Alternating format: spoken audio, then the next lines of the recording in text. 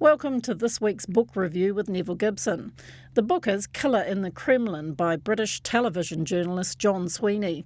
He's been reporting in Ukraine, making this a topical as well as an entertaining read. What's Sweeney's background? Well, he's first a journalist for The Observer, which is a weekly paper based in London. He spent about 20 years there, and then he moved to the BBC, spent about the same time there. He actually left the BBC, shall we say. They tried to make him redundant, but he was there 2019. He worked for programs like Panorama, Newsnight. Now, he's not a war correspondent who's reporting as a reporter, we say. He's more of a current affairs journalist, and I have personal views about them. I've called it Gonzo journalism. It's all about here I am in the middle of the conflict, that kind of thing. Which has become very popular worldwide, though, hasn't it? It's very entertaining because it pushes a point of view. And the problem with John Sweeney is that he pushes the point of view, he pushes his own views. He does read widely, and the book reflects that. But it also is a little bit short on what you might call truthful journalism. He might think he's talking truth to power, but it skates in between making a lot of allegations and that sort of thing and reaching conclusions that can't be disproved as opposed to proving them.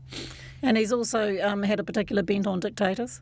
He certainly has. For the past 20 years, he's been in 60 countries, so he says, and that starting with Zimbabwe, Belarus, Iraq, anywhere where there's trouble, conflict, he's there. But he has done a lot of stories outside of that. One about cot deaths, and where 3 women in England were accused of murdering their babies when they didn't seem to know much about the cot death syndrome. He's also gone after crooked businessmen and the fake sheik, who is quite famous in England for posing, that sort of thing. So he's got a lot of sides to him, and he's turned out a lot of television pieces, and he's now been somewhat reduced, though. He's doing podcasts in Ukraine, and he films just with what he calls his camera phone.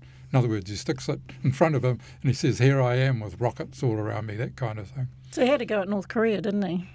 Well, he operates sometimes undercover, and that might be a form of journalism that a lot of people, you do get some good stories out of it, but you're doing it without people knowing. He attached himself to a tour group to North Korea. You have to go on a tour group there. But these happen to be students from the London School of Economics, and they sort of have a more favourable view from the North Korean end because they're not seen as dangerous or spies or anything. But he faked himself as an academic professor and then wrote, I've got the book here, he then wrote this book, which got him into a lot of trouble with the BBC and the LSE, and they both had to basically apologise. They put the rest of the tour group in danger. Fortunately, they weren't sort of found out at the time, but they could have been locked up, like a lot of people who get into North Korea for the wrong reasons.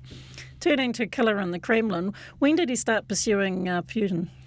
Well, it really goes back to the Second Chechen War, which was around about 2000 and after that. And he got himself down there. How he gets into these countries, I don't know.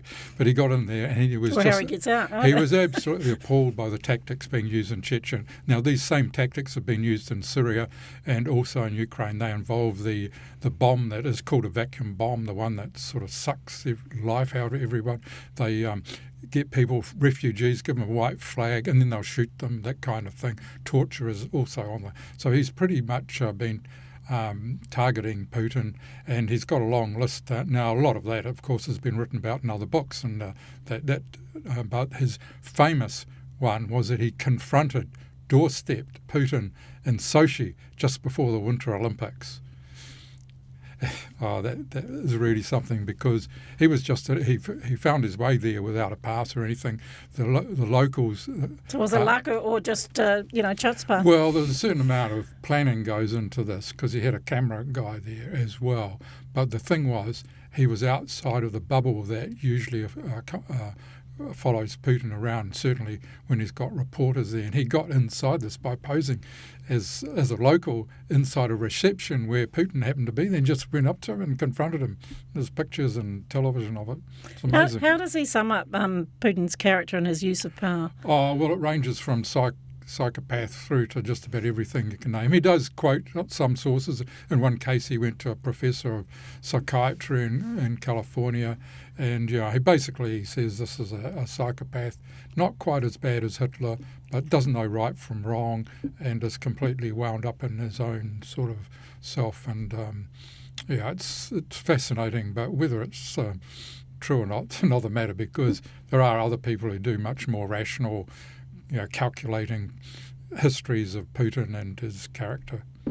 What does the book say, do you think, about the future of Ukraine and the conflict with Russia? Well, that's what the cover implies. What does John Sweeney tell us about what's going to happen there? Unfortunately, he's only there for about a few weeks back in March and April. Then in May went back to England and wrote the book, and he's back there now, but his coverage is pretty much, here I am, and this is what's happening here now, and it's not really analysing the bigger picture there of the machinations of the military and that sort of thing. You have to get that from other reporters.